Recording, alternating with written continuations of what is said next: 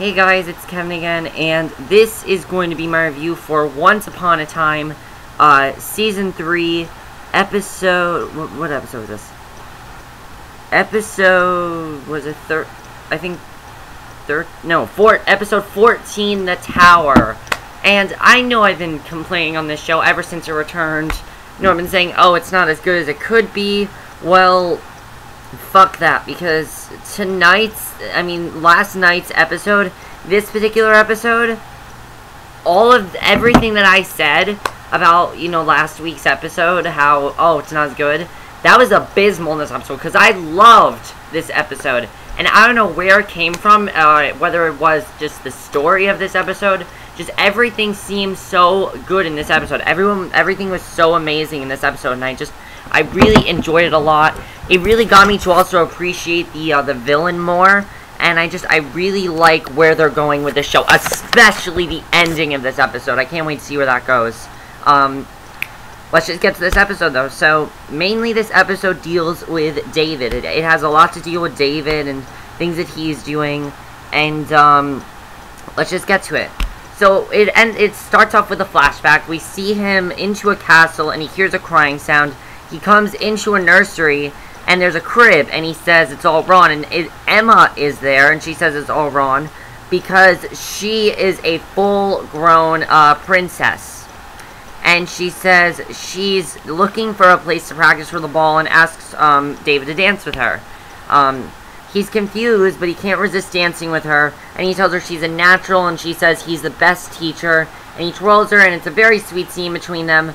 But then, what happens is the nursery turns into a scary zone, and Emma's sucked away into the tree, tells him goodbye, and tells him not to fail the next one. And we find out that this is all a nightmare that David's having.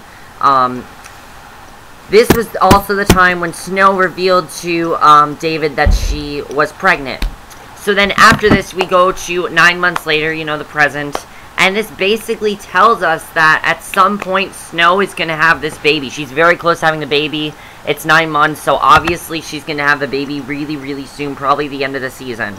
But yeah, I thought there was a nice little thing on the side.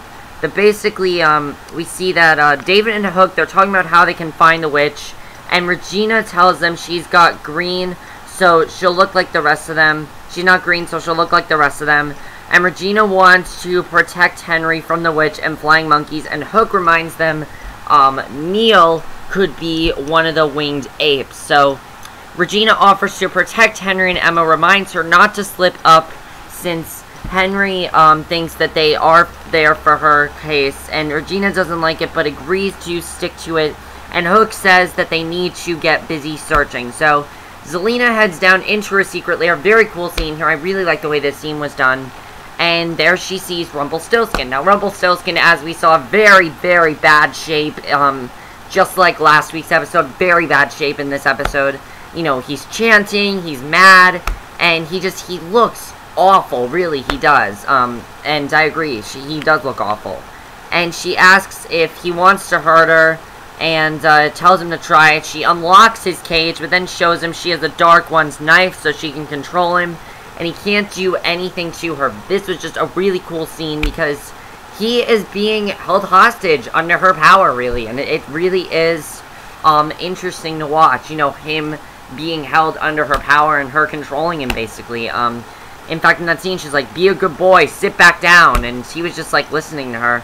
And he tells her, go ahead and do it. And he tells her all the voices in his head will be quiet when he's dead. And she tells him she's not there to kill him, and they need to keep up appearances. He starts spinning some hay again, and she tells him to stop because it's making him crazy. And she looks closely at him, shaves him with the Dark One's knife. She asks if she ever told him about her father. She says his hands would shake when he drank, and she had to learn to shave him. So Zelena says he told her that no matter what, you had to keep up your looks. And she says back in her land, the outsides always showed that you were rotting on the inside. And she says she wants what he's spent a lifetime seeking that goes against his nature. That's what we find out, That's why she has him, because she wants his life. She wants to steal what he's had, and she's basically jealous of him. So then, she actually has this conversation with Belle, which I thought was actually very interesting. It really is the only scene we see of Belle in this episode, but still a very meaningful scene because this is definitely going to go somewhere, I think next week.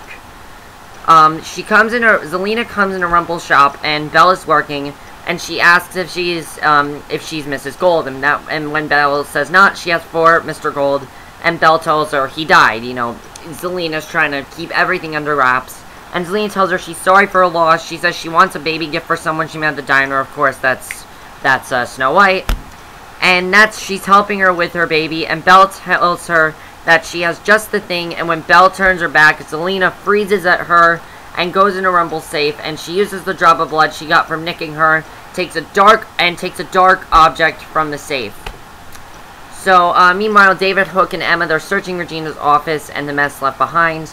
And he sees a partial footprint. Emma notices blood, but David said it's berry-like from a bush, and he says he saw them on some of the dogs when he worked at the animal hospital.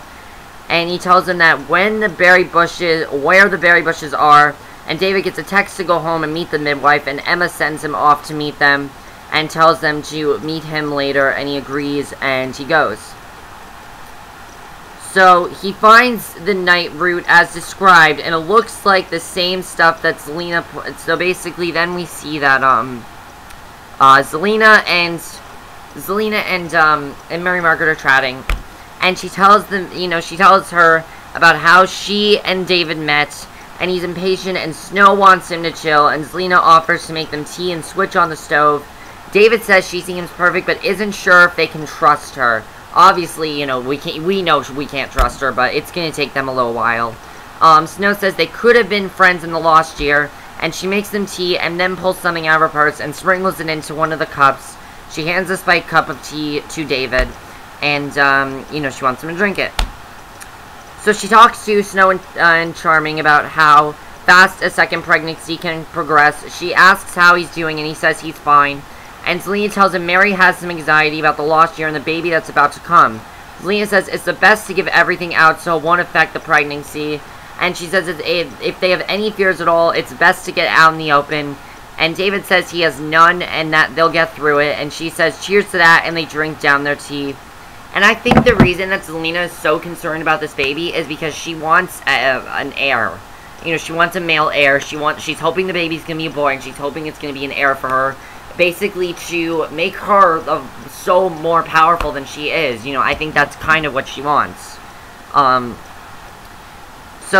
She tells Mary Margaret that she's lucky to have such a brave husband, and tells him he can go, she tells David that Mary Margaret's very lucky to have such a brave husband, and she tells him he can go back to his important business, and he leaves her there with Snow and goes back to work. He pulls up at the woodside with his sword. Oh, that does do this a lot. Then we get a very big scene between Regina and Henry. I really like this scene because, again, I really am enjoying this Regina-Henry stuff. Definitely, though, this is one of the most effective scenes of the entire episode. Regina and Henry, they're walking by a pond, and he tells her the ice cream she got. They're basically eating ice cream. And she tells him she knows Storybrooke is different from NYC. And she's basically just trying to make small talk. And eventually, he reveals to her one big thing, that he thinks that they are not there just because of a case. He thinks they're there because Emma is sick of New York, wanting to get out of New York. Because he tells her about the whole Walsh situation, and he says she never likes him to miss school, and that the next day she'll pull him out of school. And Regina asks him a very important question, which is if he liked Walsh, and he says basically that he likes seeing her happy, and that it would be nice to have more than two at the table. And she tells him one day he'll have more family than he knows what to do with. As we know, Neil is out there somewhere. Hook likes Emma, things like that. So I don't think that Henry has to worry about that. So then Hook and Emma, they walk in the woods, and he tells her he's always courting courting danger with her. And she asks what he was doing the year on his ship, and he refused to tell her. He tells her just to say thanks, and he reminds her she was about to be in a loveless marriage. And he asks if she would have married him, and she says yes. So she says as usual, the guy wasn't who he said he was, and her heart was broken. So Hook says he's glad, and even if she got her heart broken, that means it still works. And he steps closer to say this, but then she turns away. They walk on, they come to a farmhouse, and David finds the berries, and treks on through the woods. The mystery witch seems to be stalking him, and he hears a noise and turns, and he finally spots it lurking and pulls out his phone. He gets Emma's voicemail and tells her that he thinks he's found the witch and is going after her, and he pursues. And then we see that he slashes at it, and then it's there in front of him, and he throws David into a tree. You know, that's knocking him out cold. So Emma and Hook prowl around the house, peeking in the window. She says it looks like there's someone living there. She whispers, and he asks why, and she says people hiding out can be there. She notices a bicycle with a basket on a porch, and then a storm cellar. She goes to open it, but Hook stops her, and she asks if he's scared, and he says fear and strategy are two different things. That's basically the message of this episode, is all about fear and things like that. And she sees a voicemail and checks the message. So David wakes up, stabs the sword. You know, he wakes up, and what happens is he basically sees that he takes off the mask of the creature, and he sees his own face. It really is crazy, but you know, this is his own face, Evil David. So his doppelganger challenges him to fight to overcome his fear. They go at it with swords, and Evil David gets the edge. So then back in the tower, Bad David cuts off Good David's sword, tells him his fear makes him weak, and he says he will die to protect his family. His other self chokes him, and he sees Emma's car, and he says he's afraid he won't be a good father, but that won't stop him. He murders his doppelganger, disappears in a puff of smoke, and Regina, Hook, and Emma show up. They're not really sure what was going on. Of course, they're like, what just happened? And he explains he was fighting with himself. Regina says it was the witch doing it, and David says it's time to finish her and send her back to Oz. And that's what they're going to do. They want to find out who it is. So David tells Regina that the creature knew all his deepest fears, and then they tells her he had to speak his fears, and then when he killed his fears, his courage went into it, and then she stole it away. So Zelena checks her purse and is pleased to see the broken sword's handle there. She tells Snow she feels lucky to meet her, and that she's there to help her. Again, I think that she's just there because she wants an heir, and that's why she wants to help out Snow. But then we get to the very end of this episode, which is huge. I love the end of the episode. Emma sees the lock on the cellar is busted. They open the door. They head out into the cell. They see dark magic there. They see a cage. And then they find a piece of straw, and they basically suspect it's Rumpelstilkin. So now they know that Rumpelstilkin is alive. They know that. They know that Rumpelstilkin is alive.